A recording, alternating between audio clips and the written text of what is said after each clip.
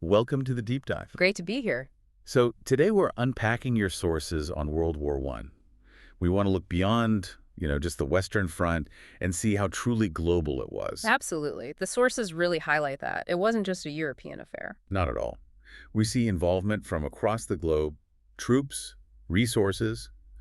Think about the British and French colonies in Africa, India, the Caribbean. And Japan's actions in East Asia, seizing German territories. Plus, the contributions from dominions like Australia, Canada, New Zealand. Right, places like Gallipoli, the Western Front.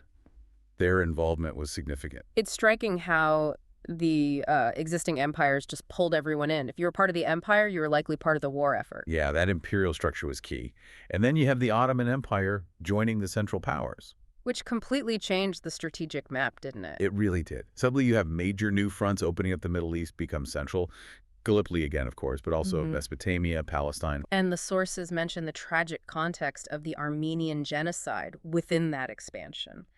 The Ottomans accusing Armenians of collaborating with Russia. A horrific consequence. It just shows how these regional conflicts could, escalate and draw in so many different groups and tensions. Exactly. It demonstrates that interconnectedness, how instability in one spot could rapidly spread.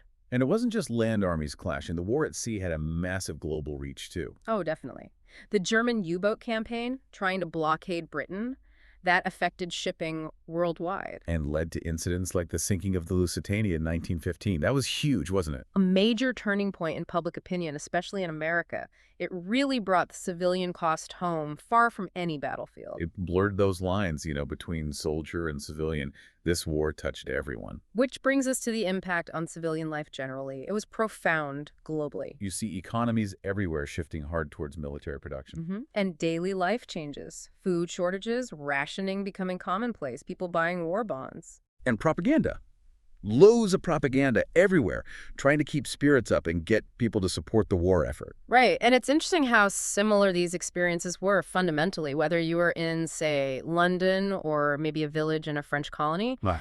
The war's presence was felt. Then 1917 happens, the U.S. comes in. A real game changer. The sources pinpoint those key reasons, the unrestricted submarine warfare hitting American ships. And that Zimmerman telegram incident, Germany trying to get Mexico involved against the U.S.? Yeah, that was quite something. And the arrival of fresh American troops, resources, it undeniably shifted the balance. It really underlined America's growing global influence, didn't it? And how events across the ocean could directly pull in a major power like that.